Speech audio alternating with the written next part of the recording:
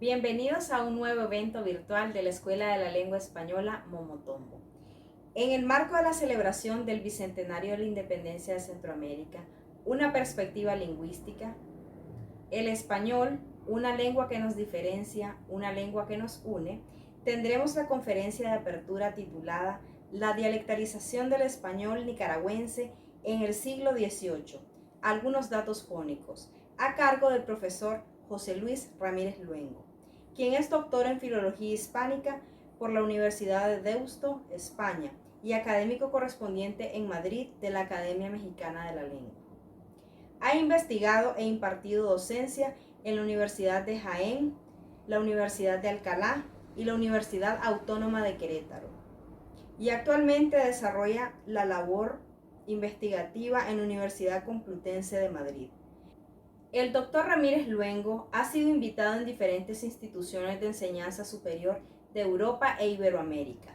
Su ámbito de investigación fundamental lo constituye la historia de la lengua española en la época moderna, tanto en España como en América, así como el contacto lingüístico del español con el portugués desde el punto de vista histórico y la configuración de la ortografía moderna. Ha publicado más de un centenar de trabajos y reseñas en revistas científicas. Es autor de Breve Historia del Español de América, de 2007. La lengua que hablaban los próceres, el español de América en la época de las independencias, en 2011. Una descripción del español de mediados del siglo XVIII, 1757-1763, en 2013. Textos para la historia del español, Honduras y El Salvador, en 2017. Muchas gracias, doctor Ramírez Luengo, por haber aceptado la invitación de L. Momotombo para dictar esta conferencia magistral de apertura en este evento. Yo quiero comenzar ante todo agradeciendo estas palabras de la profesora Rosa Mairena y agradeciendo sobre todo esta invitación que me permite estar hoy, aunque sea virtualmente, en Nicaragua, y además que me permite estar en unas jornadas como estas dedicadas a la memoria de don Francisco Arellano, que ha sido una autoridad en todo lo que tiene que ver con el español nicaragüense, y en este sentido pues ha sido una de esas figuras que uno lee y relee. También quiero agradecerles que me hayan permitido hablar de un tema que me interesa mucho, precisamente en este momento en el que estamos celebrando el bicentenario de las independencias. Yo me voy un poquito para atrás a hablar del siglo XVIII, precisamente porque creo yo el siglo XVIII va a ser ese momento en el que se va a gestar todos los cambios culturales que nos van a permitir entender por qué ya en el siglo XIX se producen las independencias. Estos cambios tienen que ver con todo el amplio espectro de la cultura, ¿verdad? Pero también se reflejan en la lengua, que es precisamente de lo que yo quiero hablar. No quiero comenzar sin agradecer de nuevo a la profesora Rosa Mairena por la invitación, y también a Ronnie Alanís por la organización y por toda la paciencia que me ha tenido estos días ante mis dudas y mis problemas con la técnica. Respecto al tema que he elegido para hablar, pues se trata de un tema que yo llevo dando vueltas una serie de años, que tiene que ver con este interés que yo he desarrollado acerca de la dialectalización, es decir, viendo cómo hoy el español de Nicaragua, igual que el de otros países, tanto de Centroamérica como de América en general, presenta una personalidad tan fuerte que nos permite identificar a sus hablantes, ¿verdad?, rápidamente. Mi cuestión, mi pregunta, mi curiosidad es desde cuándo se produce este proceso. Es decir, si me permiten decirlo de una forma quizá un poco coloquial, mi pregunta es ¿desde cuándo los nicaragüenses hablan tan nicaragüense, verdad? Y eso es precisamente lo que voy a intentar responder hoy desde el punto de vista de la pronunciación. Es decir, vamos a ver en qué momento, o mejor, vamos a ver si ya en el siglo XVIII lo que tenemos es un español que se podía identificar, que servía para identificar a los nicaragüenses, dentro de esta perspectiva que acabo de decir, de la adquisición de una personalidad que va a terminar pues llevándonos a la independencia. Esta es la idea general, y voy a intentar compartir la pantalla. En fin, denme un minuto. si es que este asunto... Ahí. Tengo que empezar diciendo que, curiosamente, el español de Nicaragua no parece haber despertado todavía gran interés entre los estudiosos. De hecho, podemos decir que la variedad nicaragüense es una de las variedades menos conocidas dentro del mundo hispánico en general.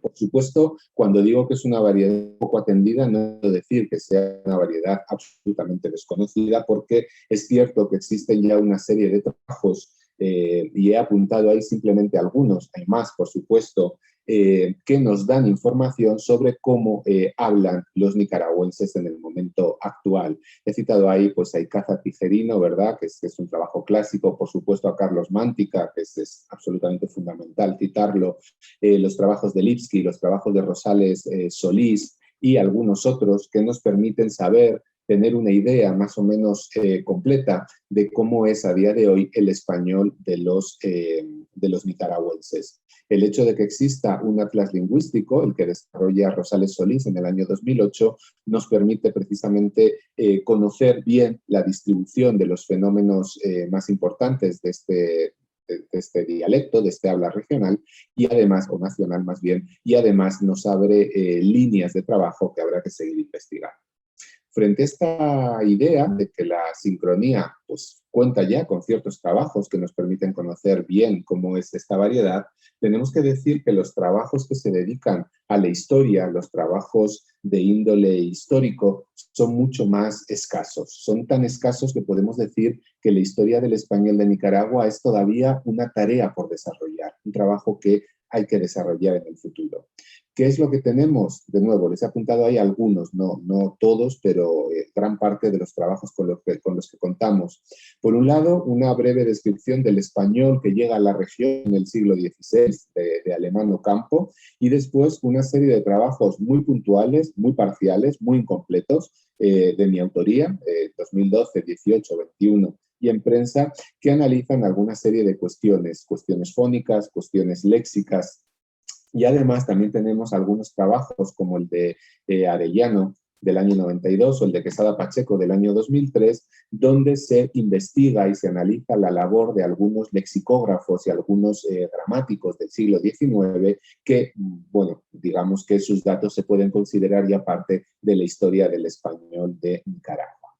¿Por qué no se desarrolló o por qué no se ha desarrollado más hasta el momento la historia del español de Nicaragua? Yo creo que esto responde a una cuestión fundamental, y es que hasta el momento no teníamos o no tenemos corpus lingüísticos que nos sirvan precisamente para estudiar esta lengua del pasado. Nos falta la documentación sobre la que poder llevar a cabo estos estudios. Me parece que esto es uno de los problemas fundamentales que explica esta situación.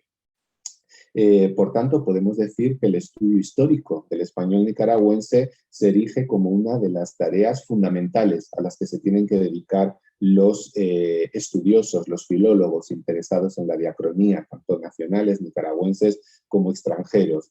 Especialmente aquellos que nos dedicamos a la dialectología histórica, es decir, a comprender cómo se generan las diversas variedades dialectales que hoy existen en América, en este caso, cómo se generan a través del tiempo. Esto nos permitirá, una vez que desarrollemos estos trabajos, podremos obtener los datos para entender por qué los resultados que existen hoy son como son, es decir, por qué hoy los nicaragüenses hablan como hablan, y además nos permitirá también entender mucho mejor cuál es el lugar que ocupa el español de Nicaragua dentro de ese extenso tapiz que es el español centroamericano. De manera que el conocimiento de la historia nos va a servir para poder comprender mejor el momento actual. Dicho esto, el objetivo de esta charla es aportar unos datos sobre la historia del español nicaragüense del siglo XVIII. En concreto, nos vamos a centrar en el nivel fonético-fonológico, nos vamos a centrar en la pronunciación. Fíjense, por tanto, que el objetivo, como les digo, aportar nuevas documentaciones acerca de la historia del español nicaragüense, y en concreto lo que a mí me interesa, y enlazo esto con lo que he dicho ya anteriormente sobre la dialectología histórica y sobre esta idea de la dialectalización, lo que me interesa es describir cuál es la configuración fónica de la variedad nicaragüense en el siglo XVIII, es decir, cuáles son los rasgos que presenta la pronunciación nicaragüense en el siglo XVIII. Esto me va a servir, una vez que describa esto, para comprobar o para responder mejor a dos objetivos secundarios que los tienen ahí en la pantalla en el epígrafe C y D.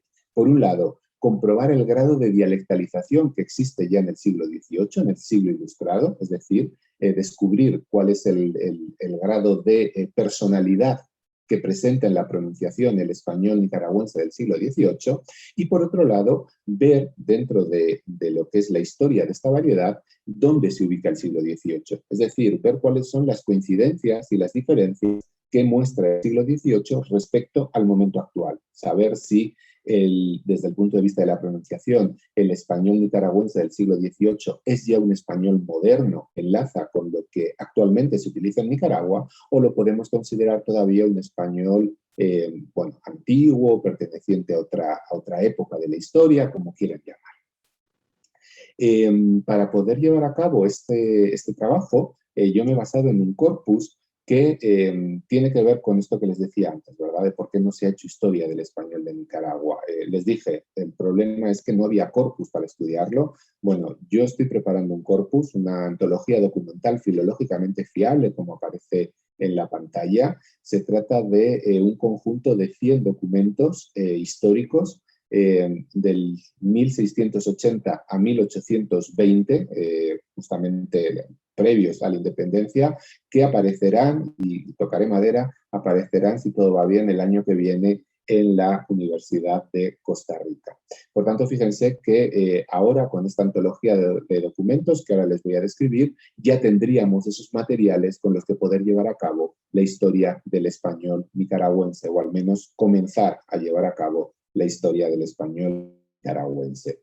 Contamos, por tanto, con esta antología que, como les digo, es un conjunto de textos que resulta suficiente desde el punto de vista de la cantidad. Es una cantidad de texto relativamente abundante, que permite hacer un estudio como este, y además que es fiable desde el punto de vista filológico. Y quiero hacer mucho hincapié en esta idea. Es una documentación que resulta fiable porque se ha transcrito con unos criterios, los criterios de la Red de Investigación Internacional CARTA, a la que yo pertenezco, que se dirige desde la Universidad de Alcalá, en España, pero que participan universidades de América, de Europa y de Asia, y que son unos criterios muy válidos para poder llevar a cabo estudios de historia de la lengua. Por tanto, estamos ahora sí con un corpus fiable para poder llevar a cabo estos estudios.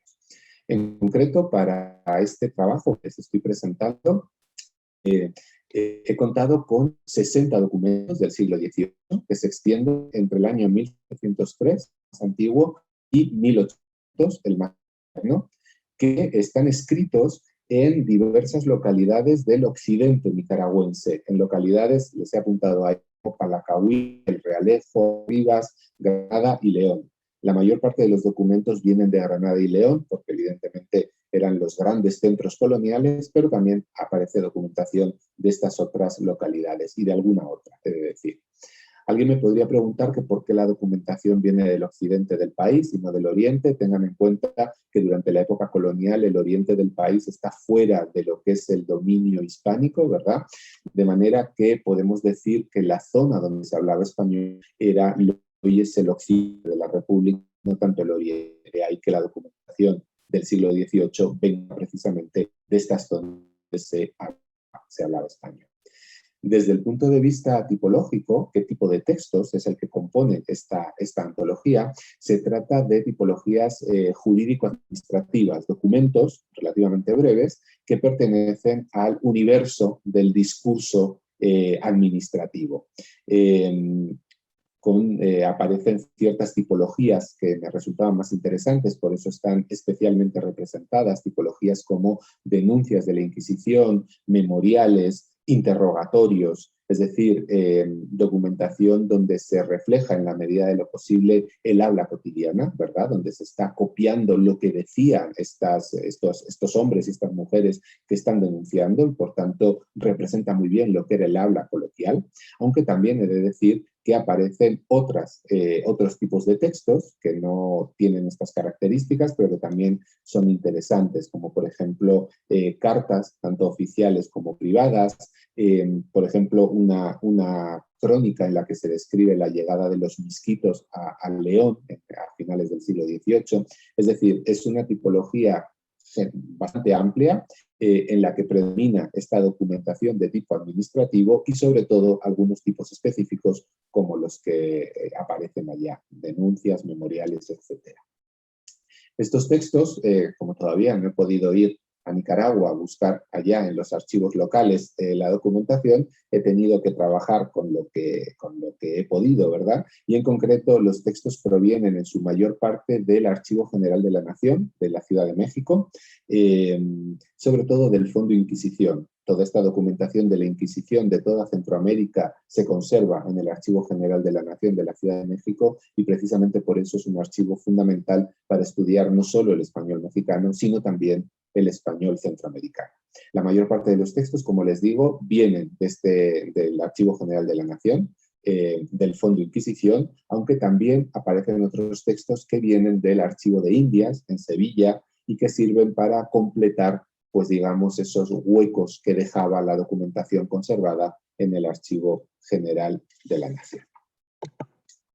Respecto a la metodología de trabajo, el hecho de que ya existan serie de investigaciones semejantes a esta, dedicadas a otras zonas de Centroamérica, en concreto dedicadas a Guatemala, Honduras y a Ecuador, me ha llevado a utilizar la misma metodología que utilicé para estos trabajos previos, viendo que es una metodología que da buenos resultados para hacer la reconstrucción histórica de la pronunciación. Lo que hice fue aplicar la misma metodología al caso nicaragüense. La idea fundamental que rige esta metodología es la que tienen apuntada ahí bajo el epígrafe A. La interpretación fónica de aquellos rasgos escriturarios que rompen las tendencias gráficas propias de la época. Eso es lo que yo voy a hacer a partir de ahora, ¿sí? Eso parece muy complejo de entender, pero en el fondo lo que estoy diciendo es que vamos a analizar, si me permiten decirlo de una forma quizá un poco coloquial, vamos a analizar faltas de ortografía que aparecen en la documentación.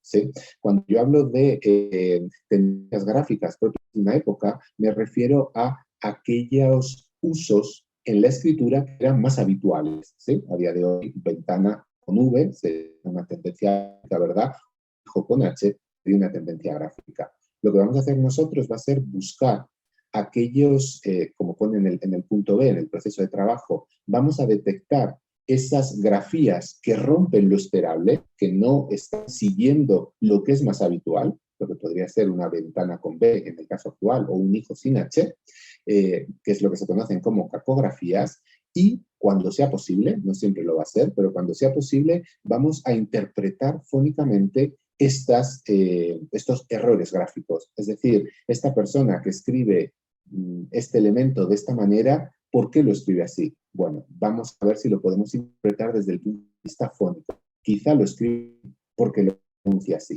De manera que, vuelvo al proceso de trabajo, primero detectamos las rupturas gráficas, las topografías, después las interpretamos teniendo en cuenta lo que sabemos acerca del español nicaragüense del centroamericano actual, teniendo en cuenta lo que sabemos acerca de la historia de la lengua.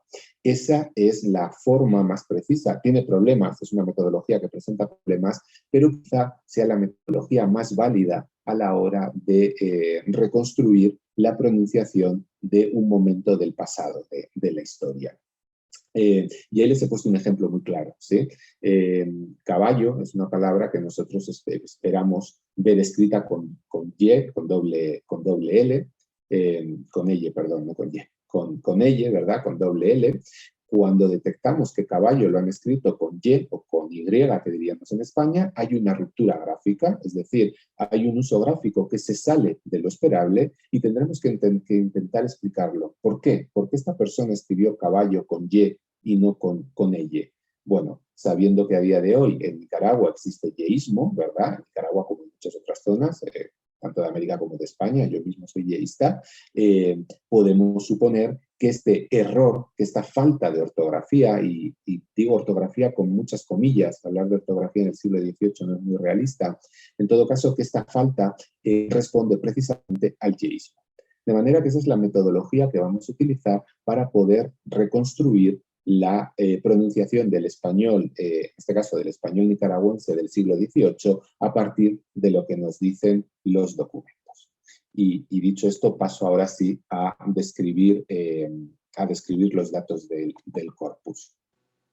Lo primero que encontramos aplicando metodología son unas grafías, les decía, que no son las habituales en la época y que nos dejan ver algunos fenómenos de la pronunciación que se daban en la Nicaragua del siglo XVIII. En realidad, es decir, el habla de las clases altas de Nicaragua del siglo XVIII, esta documentación, les he dicho que es documentación oficial y algunas cartas privadas, evidentemente son textos que generan las clases más altas de lo que es la sociedad colonial. Piensen que la mayor parte pues, es una sociedad analfabeta, ¿verdad? De manera que lo que estoy describiendo, teniendo en cuenta la variación social que existe en la lengua, es el habla de las clases cultas, ¿sí? de los niveles socioeducacionales más altos. Pues bien, decía, la revisión de esta documentación nos permite encontrar una serie de fenómenos, o mejor, una serie de grafías que se salen de lo habitual, nos muestran una serie de fenómenos que, como son fenómenos de carácter general. Y luego, ¿qué quiero decir con eso? ¿Qué encontramos? Pues unos fenómenos muy habituales en el español que pasan a día de hoy, no solo en Nicaragua, sino también pues, prácticamente en todas las variedades del español, pero que llegan en el siglo XX.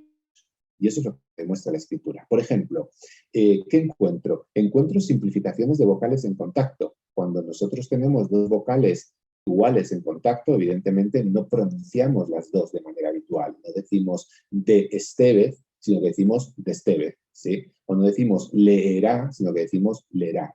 Bueno, fíjense, o hasta ahora, como tienen ahí el ejemplo del documento 68, no decimos hasta ahora, pronunciando dos vocales A, sino hasta ahora, pronunciando una única vocal. Fíjense que eso se refleja en la escritura. Eso se refleja. Ahí tienen algunos ejemplos, hay muchos más, ¿verdad? Pero tienen ahí que nos demuestran cómo se producen estas simplificaciones vocales en contacto, ¿sí? Los que les he dicho ya, leerá, me entregó en vez de me entregó, que está en vez de que está, etc. Eso ya aparece en el siglo XVIII. Otro fenómeno de carácter general que aparece, la asimilación de nasales, es decir, estas consonantes nasales que modifican su pronunciación para adaptarse, para acercarse a la consonante que viene después, ¿sí? Por más que nosotros en han pasado escribamos una H-A-N y luego una P, sabemos que en realidad no lo pronunciamos así, decimos han pasado, pronunciamos una M. Fíjense que estos escribientes nuestros de Nicaragua del siglo XVIII, cuando están escribiendo sus textos, modifican la escritura y nos demuestran que este fenómeno, que a día de hoy es general, también pasaba en el siglo XVIII, ¿verdad? Ahí les he puesto algunos ejemplos. Han pasado del que venía hablando, inmundicias en vez de inmundicias, según me avisa, con M, en forma, con esa M antes de la F, ¿verdad? Entonces, fíjense que técnicamente se llama una asimilación de nasales. La nasal se modifica para acercarse, para asimilarse a la consonante siguiente, fenómeno que pasa de forma cotidiana, por más que no lo escribamos, y que estos escribientes del siglo XVIII, al escribirlo, nos dicen que también pasaba en este momento. Estos son fenómenos muy habituales, repito, en el español, pero por tanto quizá pueden tener menos interés. Ahora voy a ir a eso. Me interesa mucho el fenómeno C, porque es un fenómeno que yo solo he encontrado en documentación nicaragüense de toda Centroamérica, que es la disimilación de la N por contacto con S, ¿sí? Es decir, en ese primer elemento que aparece en el epígrafe C, concepción, ¿sí? ¿Verdad? Tendría que aparecer una N, sin embargo aparece una M, que probablemente lo que está reflejando, porque aparece en varias ocasiones, como tienen ahí en la pantalla, es que la N, cuando después sigue una S, sufre un proceso de cambio, una disimilación, para convertirse en una bilabial, ¿sí? En una nasal bilabial, en una M. fenómeno que de nuevo también ocurre a día de hoy, pero que curiosamente yo no había encontrado en la documentación de otras zonas de Centroamérica y sí que aparece en el caso de Nicaragua. Me dirán, bueno, ¿y esto tiene algún interés? Pues he de decir que desde el punto de vista dialectal no tanto. ¿Por qué? Porque, como les digo, son fenómenos muy habituales que ocurren en todo el mundo hispánico, que sabemos que han ocurrido siempre, de manera que quizá no son demasiado interesantes para identificar, para personalizar cómo era el español de Nicaragua en el siglo XVIII, porque, repito, siempre y en todas partes se han utilizado. Por tanto, fíjense cómo tienen escaso interés dialectal, ciertamente, pero tienen gran interés metodológico. ¿Por qué? Porque fíjense que estos ejemplos me están demostrando que la metodología de trabajo que yo les he propuesto sí que funciona. Es decir, que sí que puedo obtener información fónica, información de la pronunciación, a partir de los textos escritos. Y estos son unas muestras de que esto es así, de que estos ejemplos son así. Por tanto, me interesan los fenómenos, repito, no tanto por sí mismos, sino como muestra de que lo que les voy a explicar ahora, que tiene que ver con las vocales y las consonantes, pues es realista, es un análisis realista y por tanto nos sirve para acercarnos a la lengua del pasado. Vamos a empezar entonces con el vocalismo. ¿Cómo era el sistema vocálico del español de Nicaragua en el siglo XVIII? Por supuesto, el sistema vocálico con 5 vocales, igual que cuenta actualmente, igual que tenemos pues desde antes de la Edad Media, ¿verdad? Por tanto, en ese sentido, no es lógicamente importante. Sí que es interesante los fenómenos fonéticos que encontramos. Y recuerden, estamos hablando del habla de las personas cultas, ¿sí? ¿Qué encontramos en esta documentación nicaragüense del siglo XVIII? Pues encontramos una situación muy cercana, en lo que tiene que ver con las vocales, a lo que encontramos en otras zonas de Centroamérica, a lo que encontramos en Honduras, a lo que encontramos en El Salvador o a lo que encontramos en Guatemala. Pero que sea muy cercana no quiere decir que sea exactamente igual. ¿Por qué? Porque también vamos a encontrar una serie de cuestiones que parecen individualizar al español de Nicaragua frente a estas otras zonas centroamericanas. Y luego les pediré que me ayuden porque tengo ahí un dato que todavía no logro entender. Supongo que ustedes me podrán ayudar como hablantes de la variedad nicaragüense, ¿sí? ¿Qué encontramos? En primer lugar, lo que encontramos son vacilaciones en las vocales átonas, es decir, estas confusiones en las vocales no acentuadas, ¿verdad? Asistir por asistir, asegurado por asegurado, impertinente por impertinente, genovés por genovés, ¿sí? Etcétera. Fíjense que estos son usos que pueden aparecer a día de hoy en las clases más populares, ¿verdad? Que prácticamente todo el mundo hispánico, los grupos más quizá con un nivel socioeducacional más bajo, pues presentan estas confusiones. Lo que es interesante es que este corpus me está demostrando que este fenómeno que hoy pertenece a las clases bajas, en el siglo XVIII también pertenecía a las clases altas. Por tanto, fíjense ya una diferencia en cuanto a la distribución del fenómeno. ¿Qué más nos dicen los datos? Pues los datos nos dicen que probablemente en la segunda mitad del siglo XVIII este fenómeno empieza a desaparecer de las clases altas. ¿Por qué? Porque cada vez aparece menos en la documentación. Casi todos los ejemplos son ejemplos entre 1700 y 1750. Y los pocos ejemplos que encontramos entre 1750 y 1800 son siempre de las mismas palabras. Lo que nos está diciendo que probablemente este fenómeno comienza siendo todavía muy general en el siglo XVIII y termina quedando, si quieren, fosilizado en unas palabras específicas. Por tanto, parece haber cierta lexicalización. También es interesante lo que ocurre con la alternancia EI en unos verbos específicos, ¿sí? Escribir, escribir, recibir, recibir o, por ejemplo, el mismo, ¿sí? Lo que encontramos en el siglo XVIII es la alternancia, es decir, algunos de nuestros autores escriben escribir, otros escriben escribir, recibir, recibir, mismo, ¿sí? Alguien podría pensar que se trata de un fenómeno o una muestra semejante a lo que aparece en el punto B, pero en realidad no. En realidad aquí lo que estamos viendo es lucha entre las formas antiguas de estos verbos, con E, la que mantienen, por ejemplo, a día de hoy en portugués, y las formas modernas del español, donde esa E ha cambiado a I. Por lo tanto, fíjense que ahí lo que estamos viendo es cómo se produce en Nicaragua este proceso de cambio de formas antiguas hacia formas modernas. Esta alternancia, si quieren, ejemplos de escribir y de recibir, aparecen hasta finales del siglo XVIII. Los encontramos a lo largo de todo el siglo. Y esto es muy interesante si lo comparamos, por ejemplo, con lo que ocurre a este respecto en el caso de Guatemala, porque en Guatemala solo encontramos estas alternancias, estos verbos antiguos con E, durante la primera mitad del siglo XVIII. ¿Sí? Mientras que en Nicaragua se mantienen hasta finales del siglo XVIII. Por tanto, parece, a la luz de estos datos, que el fenómeno de cambio es un fenómeno que va más despacio, es un fenómeno más lento en Nicaragua de lo que es, por ejemplo, en Guatemala, donde parece que este fenómeno pues, fue mucho más rápido.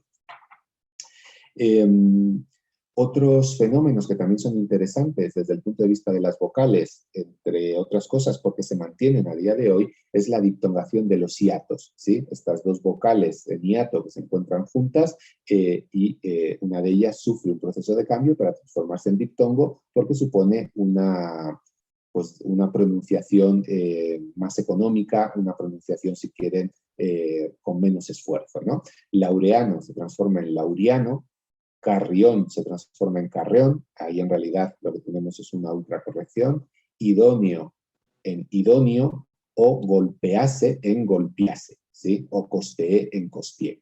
Fíjense que es un fenómeno interesante porque es un fenómeno que se mantiene a día de hoy en Nicaragua, en realidad se mantiene prácticamente en toda América, y lo que nos están diciendo estos datos es que no es un fenómeno nuevo, es un fenómeno que por lo menos tiene ya pues 300 años. Ya desde el siglo XVIII, este fenómeno que a día de hoy ustedes todavía mantienen, ya se daba. Por tanto, fíjense que podemos ver, como dice Concepción Company, la profundidad histórica de este fenómeno. También es interesante la aparición de diptongaciones irregulares, cosas como presciencia en vez de presencia, entregue en vez de entregue, diferencia en vez de diferencia, que aparecen en otras muchas zonas del mundo de América en el siglo XVIII y que en las que Nicaragua tampoco es una excepción. Fíjense que Nicaragua en este caso se comporta igual que otras zonas en el XVIII. Es probable, corríjame si me equivoco, que algunos de esos usos, probablemente entregue, quizá diferencia, se mantengan todavía hoy en el habla más popular. Fíjense que aquí estamos hablando de que se daba también en el habla culta, ¿sí? Por tanto, un fenómeno que era general en el XVIII ha sufrido un proceso de cambio en cuanto a su distribución social y a día de hoy pues se da solo en ciertas clases sociales. De nuevo, nada que sorprenda porque estos fenómenos, repito, aparecen en los estudios que yo he realizado sobre El Salvador, sobre Honduras y sobre Guatemala. De manera que podríamos Nicaragua se comporta igual en cuanto a las vocales en el siglo XVIII que estas otras, que el español de estos otros países. Pero sí que existe una diferencia. Sí que encuentro algo en Nicaragua que no encuentro en las otras zonas de Centroamérica, que son esas pérdidas vocálicas. Es decir, experimentado se escribe experimentado, como si esa E desapareciera. Averiguación se escribe como averiguación, como si esa E también desapareciera. Incluso, fíjense, estos escribientes que saben que a veces pierden vocales, incluso lo que hacen es recuperarlas donde no corresponden. Es decir, en la palabra cruz, yo entiendo que el escribiente dijo, cuidado, me debo de estar comiendo una vocal como suelo hacer habitualmente, voy a recuperarla. Y escribe curuz cuando claramente se refiere a cruz. ¿Por qué me parece muy interesante este fenómeno? Me parece muy interesante porque es un fenómeno que no se describe, o al menos yo no lo he encontrado en la bibliografía, en el español nicaragüense actual, ni tampoco lo encuentro en otras zonas de Centroamérica del siglo XVIII. De manera que esto nos permite sostener la idea, o al menos plantear la hipótesis, que habrá que demostrar, de que en el español de las clases altas de la primera mitad del siglo XVIII se producen pérdidas vocálicas, ¿verdad? Y lo que nos queda por estudiar será determinar durante qué periodo, hasta qué momento y cuál es la distribución sociolingüística. Estas pérdidas vocálicas las hacía todo el mundo, solo se daban en las clases altas. ¿Cuándo desaparecen? Si es que desaparecen, se mantienen hoy. En fin, tendremos que ver los datos actuales y, por supuesto, tendremos que buscar más datos históricos para poder reconstruir la historia de este fenómeno que, repito, yo solo encuentro en el caso de Nicaragua. Estoy hablando siempre de los países que yo he estudiado, que son Guatemala, Honduras, El Salvador y ahora Nicaragua, estos 4 países. Esto en cuanto a las vocales, bueno, tiene su trascendencia, pero quizá no sea tan interesante para delimitar, para señalar la personalidad del español nicaragüense del siglo XVIII. En este sentido es mucho más interesante lo que ocurre con las consonantes, que es lo que vamos a hablar ahora hasta el final. Como le digo, el subsistema de consonantes nos aporta datos de mayor relevancia para la descripción y para la identificación del español nicaragüense del siglo XVIII.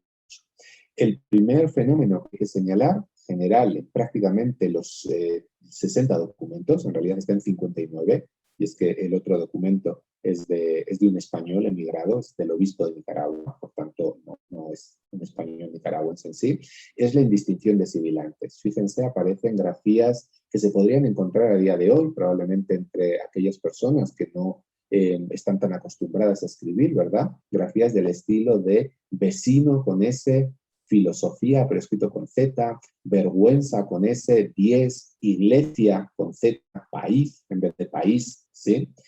Por tanto, fíjense que lo que nos están demostrando estas cacografías, estas faltas de ortografía, si quieren, es que la persona que está escribiendo estos textos, en realidad todas estas personas, porque como les digo, son todos los escribientes, no presentan 2 sibilantes, como se presentan en mi dialecto, ¿verdad? Casa frente a caza, sino que cuentan solamente con una, como ocurre en el dialecto de ustedes a día de hoy. Este dato no nos sorprende, y no nos sorprende por 2 motivos. En primer lugar, porque sabemos que el ceseo, voy a hablar ahora de esto, aunque no es, bueno, lo hizo, el ceseo es un fenómeno que se generaliza y se extiende muy rápidamente por toda América. De manera que si es un fenómeno que en el siglo XVI se extiende rápidamente por toda América, es lógico pensar que en Nicaragua en el siglo XVIII ya iba a estar generalizado. Y eso es precisamente lo que nos dicen los datos, que era un fenómeno que ya estaba generalizado en la época colonial. Claro, aquí tenemos un problema, y es que a día de hoy, de acuerdo con los datos de Rosales Solís, lo que encontramos en Nicaragua son hablantes que sesean, que dicen sacerdote, y hablantes que cecean, que dicen sacerdote.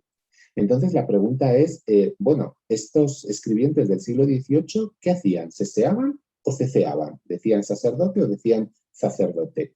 Pues es muy difícil saberlo. Es muy difícil saberlo porque el hecho de que hoy se den los 2 fenómenos y sobre todo las limitaciones que presenta el método de trabajo, que no nos permite llegar, si quieren, a esa finura filológica, no nos permiten saber si estos hablantes seseaban o ceceaban, ¿sí? Lo que sí que sabemos es que no distinguían 2 sibilantes, como distingo yo, solo tenían una. Ahora bien, esa única la realizaban como S o la realizaban como C, si me permiten utilizar términos no demasiado técnicos, no lo sabemos. Yo me puedo arriesgar, pero estoy hablando simplemente por lo que puede ser mi intuición, y yo supongo que en el siglo XVIII lo que encontraríamos era una situación muy semejante a la que encontramos hoy en Nicaragua. Es decir, probablemente en esta época algunos hablantes seseaban y algunos otros ceceaban, lo que existe a día de hoy. En todo caso, lo que no encontramos, repito, es la distinción de sibilantes. Es decir, se ha generalizado este fenómeno que sirve para caracterizar al español de Nicaragua y en realidad para caracterizar al español de toda América, pero que es un fenómeno fundamental. El otro fenómeno que identifica también hoy a Nicaragua junto a otras muchas zonas y que también identificaba en el siglo XVIII, de acuerdo con lo que muestran estos datos, es el yeísmo. El yeísmo que a día de hoy está generalizado en toda América Central, en México, en zonas de Colombia, en Argentina, en zonas de Argentina, etcétera, y que, de nuevo, aplicando esta metodología de trabajo, pues estos errores, estas faltas de ortografía nos demuestran que estos hablantes en el siglo XVIII ya no tenían 2 fonemas, el fonema palatal lateral, elie, y el fonema medio palatal, eye, sino que tenían solamente uno, y además ese uno era el medio palatal. Es decir, que en lo que tiene que ver con las palatales, en el siglo XVIII ya los nicaragüenses ya funcionaban como funcionan ustedes a día de hoy, con un sistema puramente yeísta. Y precisamente todos esos errores que aparecen ahí, Sevilla con Y, construyese o huyó con doble L, ¿verdad? Hierro con doble L, nos está demostrando que no existían estos dos fonemas, sino solamente uno.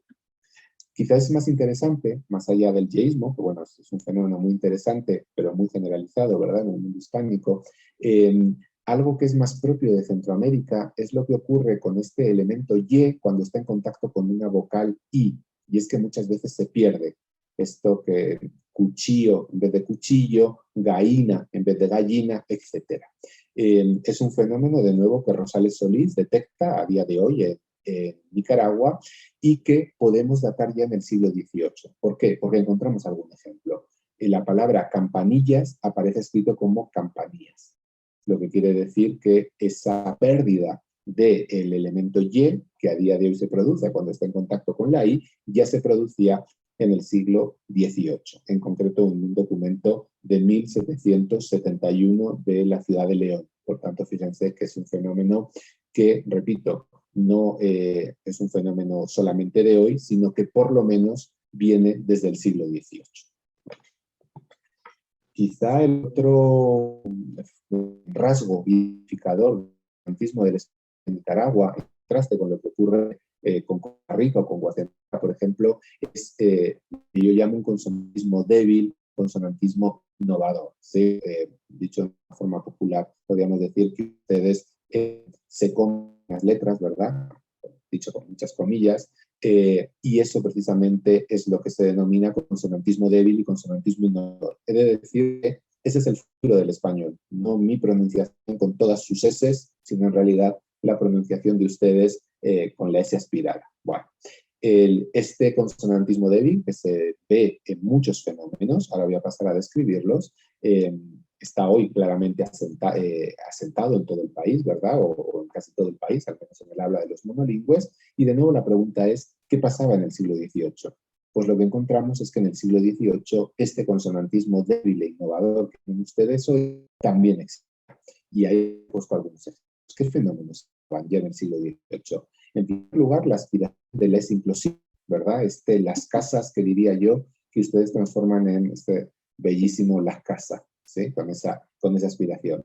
Fíjense, de nuevo encontramos medidas de consonantes que nos están diciendo que aquella persona que está escribiendo, al pronunciar una S aspirada, una aspiración, se le olvida escribir la S, ¿sí? Dicho así de una forma también como muy popular, ¿no? Por ejemplo, supersticiones, ¿sí? Probablemente esta persona decía supersticiones y se le olvida escribir la S después de la R, ¿verdad? Probablemente decía también otras devociones acostumbradas y fíjense que en otra, que tenía que ser otras, se le olvida la S, precisamente porque no la pronuncia sibilante, sino que la pronuncia aspirada. Tienen ahí una serie de ejemplos. Incluso tienen una ultracorrección. Estas personas que son conscientes de que a veces pierden la S, ¿verdad? Y lo que quieren hacer, digamos, para hacerse los elegantes, es recuperarla, y la recuperan incluso en lugares donde no corresponden, ¿no? Entonces tenemos un sabesmos escrito, que por supuesto no decía sabesmos, decía sabemos, solo que esa persona, consciente de que a veces, digamos, que se le olvidan las S, la recupera donde no corresponde.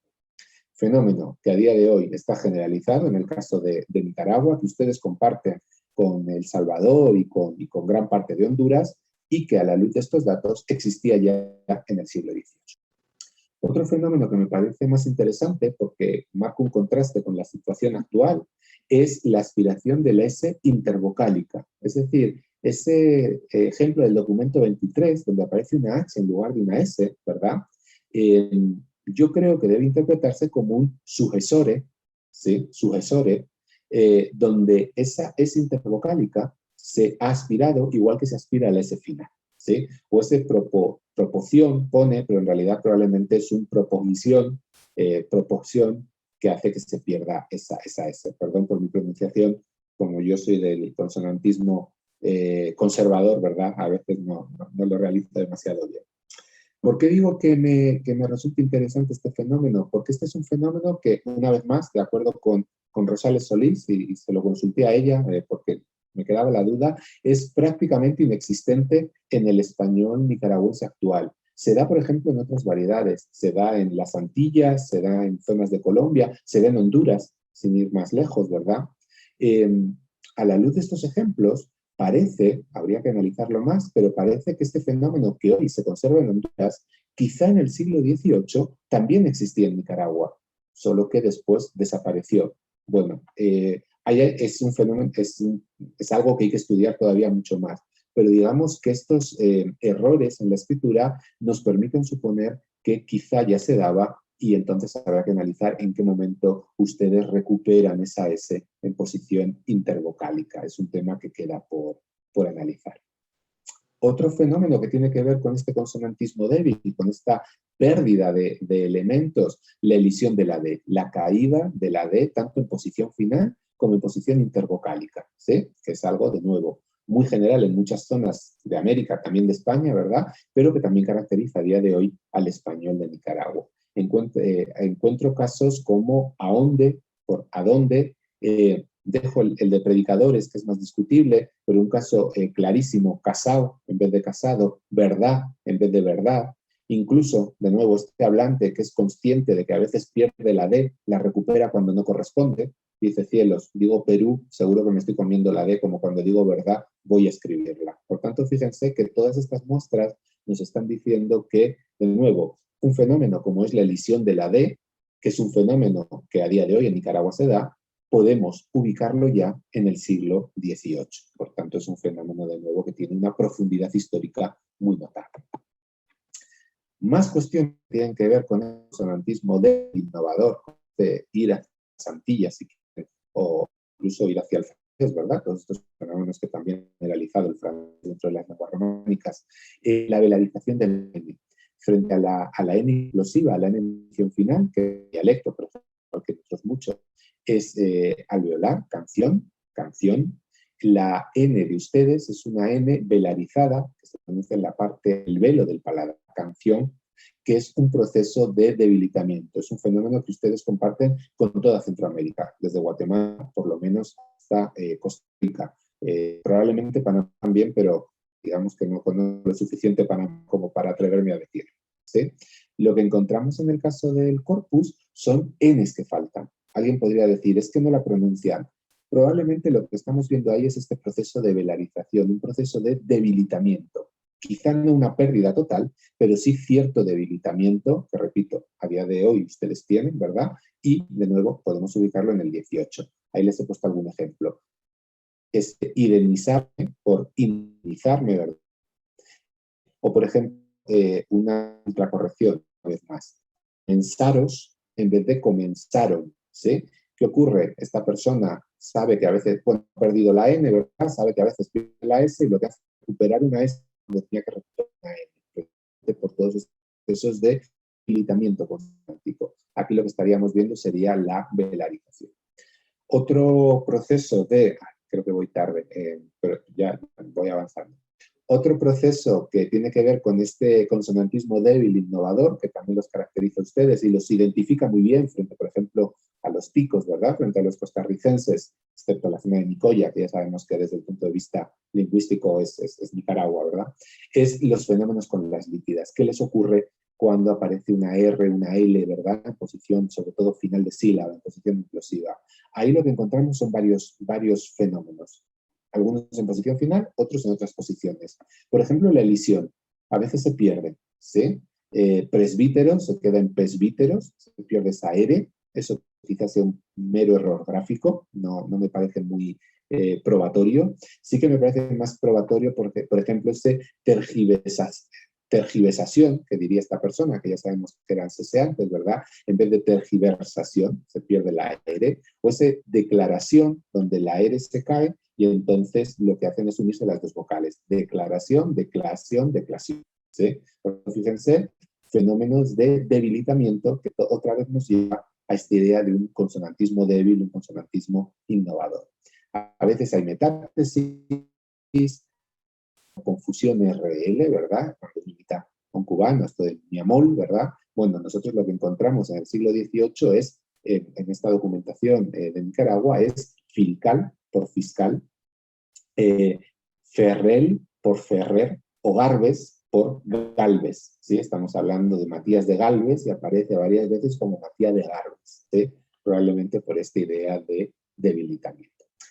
Un fenómeno más que también mantienen ustedes hasta el día de hoy, la realización aspirada del fonema velar. Es decir, una palabra como por ejemplo, jarrón, mientras que yo lo pronuncio, si me permiten, diciéndolo de una forma más familiar, con una J fuerte, ustedes lo pronuncian con una J mucho más suave, con lo que se llama el alófono aspirado. Probablemente ustedes dicen algo como jarrón y no jarro. Bueno, encontramos una serie de confusiones gráficas en la documentación, evangélica, pasajes, empujones, gente, ¿verdad? Esas H's, esas Gs con U, que no lo voy a explicar ahora, pero que nos permiten suponer que lo que están mostrando ahí es que no se pronunciaba ese fonema velar fricativo, el que pronuncio yo aquí en la garganta, eso que casi raspa, ¿verdad? Eso que les cuesta tanto a los estudiantes extranjeros, por ejemplo, cuando aprenden inglés, ¿verdad? Perdón, los hablantes de inglés que aprenden español, jamón, y que lo que están pronunciando ya en el siglo XVIII es jamón,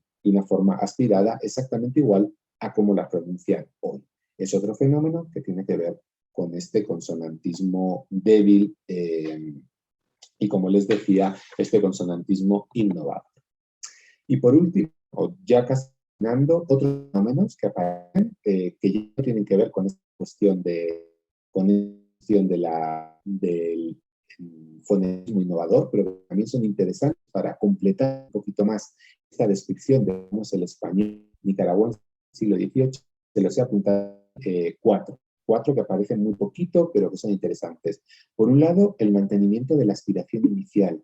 No sé si a día de hoy se sigue manteniendo cosas como hierro por hierro, jato por hato, hondo por hondo, ¿sí? O prohibida por prohibida. Fíjense que el hecho de que lo escriban con esa J nos está diciendo que esa H que nosotros escribimos porque es muda, para ellos no era muda, ¿sí? Ellos todavía la estaban pronunciando. Fenómeno que se da hoy en muchas aulas de muchos lugares de América, no solo de Centroamérica, sino de otros muchos lugares, e incluso de España, ¿verdad? Mi abuela decía hacer en vez de hacer, precisamente con esta muestra de aspiración. Fenómeno que en caso de que se dé en Nicaragua a día de hoy, probablemente está reducido al ámbito rural y a las clases más populares. Fenómeno que, de acuerdo con esta documentación, en el siglo XVIII se daba también en ámbito urbano y en clase alta. Otros fenómenos, el refuerzo velar ante diptongo, algo que hacemos todo, ¿verdad? Por más que escribamos huesos con H y digamos que hay que pronunciarlo así, todos reforzamos el diptongo con un elemento velar, huesos, virhues en vez de virus, ¿sí?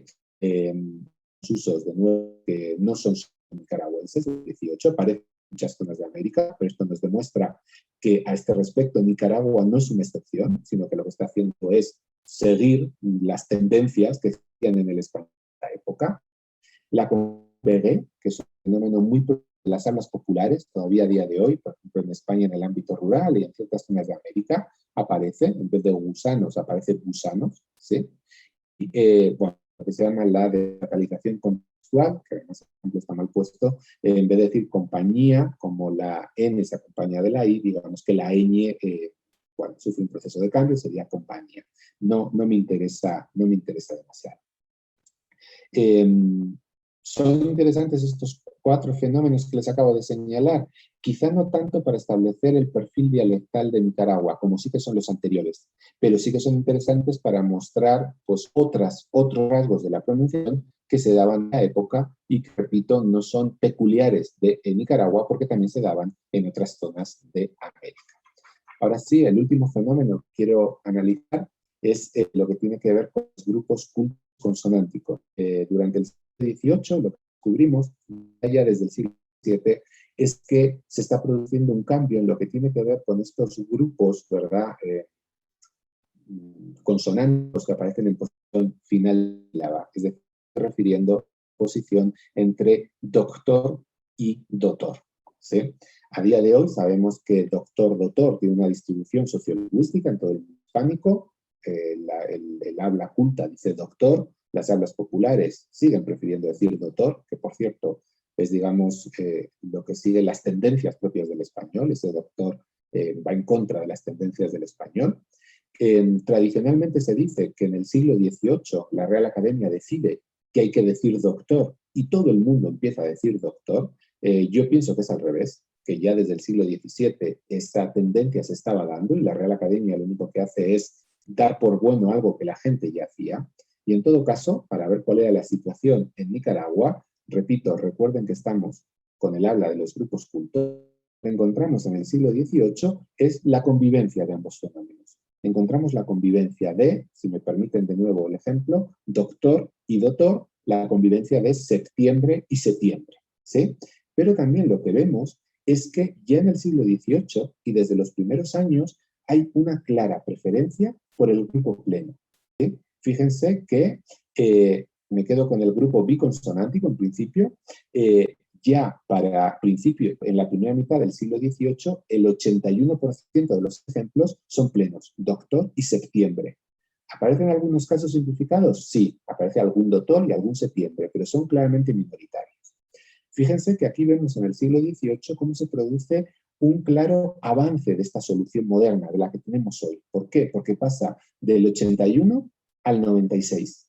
¿Sí? Por tanto, fíjense que la imposición de esta pronunciación de los grupos cultos consonánticos no es algo que comience en el siglo XVIII, pero sí que es algo que va aumentando a lo largo del siglo XVIII.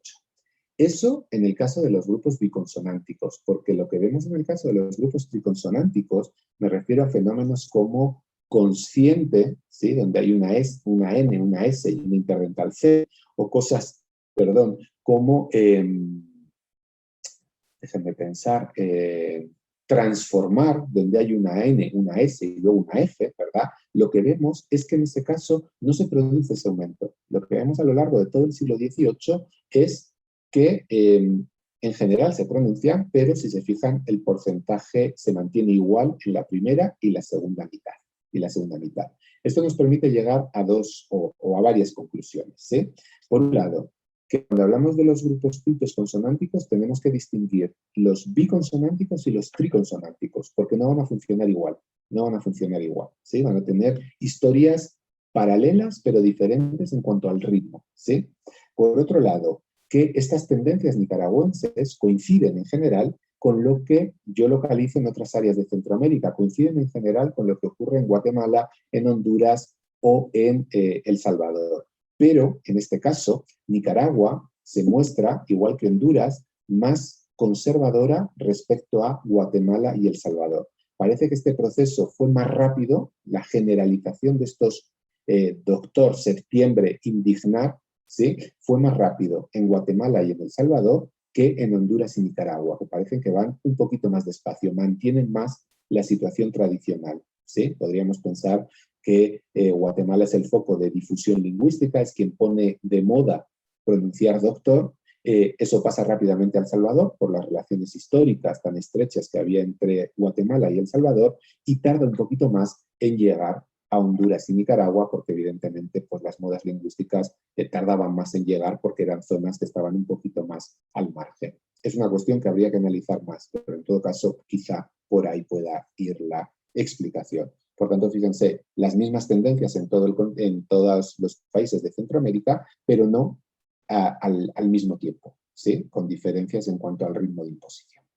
Y ahora sí, voy terminando con unas conclusiones. Fíjense, sí, es muy rápido, ¿verdad? Y basado en 60 documentos nos permite llegar a unas primeras conclusiones acerca de cómo es la pronunciación nicaragüense de estos grupos cultos, ¿verdad? En el siglo XVIII. Nos sirve para conocer un poquito mejor esta realidad. En primer lugar, el resultado más importante de este análisis ha sido la constatación, ya en la Centuria Ilustrada, ya en el siglo XVIII, de una serie de características que son muy importantes para identificar al español nicaragüense, ¿sí? Es decir, lo que encontramos ya es la dictonación de los hiatos, la indistinción de sibilantes, el yeísmo, la caída de este elemento ye en contacto con vocal i, consonantismo débil, etc., ¿sí? Por tanto, podemos decir que el español nicaragüense de este periodo ya va a ser un español decididamente moderno, ¿sí? El español del 18 de Nicaragua ya es un español moderno, es decir, a esta pregunta que yo hacía al comienzo de desde cuándo los nicaragüenses hablan tan nicaragüense, puedo decir que de acuerdo con este análisis, por lo menos en la pronunciación, los nicaragüenses pues ya pronunciaban en nicaragüense desde el siglo XVIII. ¿Sí? Es probable que si ustedes pudieran escuchar a algunos de sus antepasados del siglo XVIII hablar, les encontrarían, en cuanto a la pronunciación, muy parecido a lo que ustedes hablan. Es decir, es un español decididamente moderno, ya el del siglo XVIII. Pero no todo es modernidad, no todo es modernidad, porque fíjense que también lo que hemos visto es que aparece el mantenimiento puntual de algunos fenómenos antiguos, fenómenos que sabemos que son habituales en el siglo XVI, en el siglo XVII, y que lo que estamos viendo es que están ya en decadencia en el siglo XVIII. Todavía los encontramos, pero claramente ya en proceso de desaparición. La vacilación del vocalismo átono, la aspiración de la F o ese doctor por doctor. ¿Sí? Por tanto, fíjense que podríamos decir, si alguien me pregunta después de todo esto, entonces, ¿cómo era la pronunciación nicaragüense del siglo XVIII? Yo diría que tenía unos parecidos fundamentales que nos permite hablar del siglo XVIII como una época moderna, la pronunciación, pero con unas diferencias puntuales, ¿sí? Común en lo general y con cuestiones puntuales en lo particular, muchas de las cuales, he de decir, todavía se conservan hoy, pero en los niveles socioeducacionales bajos, sobre todo en el ámbito rural y sobre todo en gente mayor. Otra de las conclusiones a las que quiero llegar es el alto grado de coincidencia que se registra entre el español de Nicaragua y el de otras regiones de Centroamérica del siglo XVIII, sobre todo Honduras y El Salvador. Si comparamos esta descripción, este perfil dialectal que hemos establecido con el de Honduras y el de El Salvador, veremos que son muy, muy parecidos. Sí, son muy parecidos. Es interesante porque a día de hoy se suele hablar de estos tres países de Centroamérica, pero sobre todo de estos tres países como una única área dialectal. Eso es lo que dice Quesada Pacheco, o al menos él lo cita, aunque luego lo discute. En todo caso, fíjense que esta idea que nos sirve para el siglo XXI, de que, bueno, pues nicaragüenses, hondureños y salvadoreños se parecen en cómo pronuncian el español, por más que no sea igual, pero se parece, esta idea también es válida para el siglo XVIII. Por supuesto, no todo, de nuevo, es unidad, ¿sí? También hay una serie de fenómenos que son particulares y que probablemente sirven para dotar de personalidad a Nicaragua ya en el siglo XVIII. Tendremos que estudiar cuál era la distribución geográfica y la distribución social de estos rasgos particulares, ¿sí? Para ver si eran rasgos generales en toda Nicaragua o solo en algunos lugares, solo en algunas clases sociales. Y por último, termino ya con esto, la última conclusión que creo que es importante resaltar, enlaza con esto que acabo de indicar ahora. Es decir, me parece que la conclusión más importante de todo este análisis, que han tenido paciencia para escucharme hasta aquí, es la necesidad de llevar a cabo nuevas investigaciones que nos sirvan para responder precisamente todas estas dudas que yo he planteado. Fíjense que yo he estado mostrando una serie de cuestiones, pero diciendo habría que analizar, quizá habrá que ver en el futuro, etc. Bueno, precisamente me parece que la conclusión más importante de esta charla, o al menos la que yo quiero que quede como más importante, es la necesidad de seguir investigando esta cuestión y sobre todo la necesidad de responder a dos preguntas que a mí me han quedado por ahí y que no he podido responder. Por un lado, ¿cuál es la distribución social de estos fenómenos? Es decir, sabemos que a día de hoy no todos los nicaragüenses hablan igual, sino que hay una diferencia desde el punto de vista social. Unas clases sociales, unos grupos sociales tienen unos fenómenos, otros grupos sociales tienen otros. Eso es algo general en toda lengua. Bueno, yo no he llegado con este análisis a dar esta distribución sociolingüística de los usos que acabo de describir. Sería importante en el futuro describir sociolingüísticamente estos usos, poder ver qué fenómenos eran propios de las clases populares, de las clases altas, de todas las clases sociales, etc. Eso por un lado. Y por otro lado, también me parece que es interesante analizar y estudiar en el futuro cuáles son las fechas y las causas que determinan la imposición de esta configuración fónica. Es decir, ¿por qué los nicaragüenses decidieron adoptar ese consonantismo débil frente a lo que hicieron, por ejemplo, los costarricenses, ¿verdad? Los ticos que tienen el consonantismo fuerte. ¿Qué es lo que llevó a que eligieran ese consonantismo débil y, sobre todo, desde qué momento se da ese consonantismo débil? Porque sabemos que en el 18 ya estaba, pero ¿qué pasaba en el 17? ¿Qué pasaba en el 16? Queda sin estudiar. Creo, por tanto, que la respuesta a estas cuestiones no solo nos permitiría esbozar, o no solo nos permitirá, seamos optimistas y pensemos que en el futuro vamos a tener la respuesta, no solo nos permitirá esbozar de una forma más completa la historia del español de Nicaragua, sino que también nos permitirá entender con mayor profundidad, cuál es la relación entre el español nicaragüense y el resto del español centroamericano y, sobre todo, por qué se llega a los resultados que tenemos hoy en día. Por tanto, lo único que nos queda es seguir trabajando y en este sentido yo los animo a que sigan investigando porque, como ven, todavía hay mucho que decir al respecto. Muchísimas gracias. Muchas gracias nuevamente, doctor Ramírez Luengo, por esta conferencia magistral. Invitamos a quienes nos han acompañado en esta ocasión a la próxima conferencia del ciclo Bicentenario de la Independencia de Centroamérica, una perspectiva lingüística. Muchas gracias.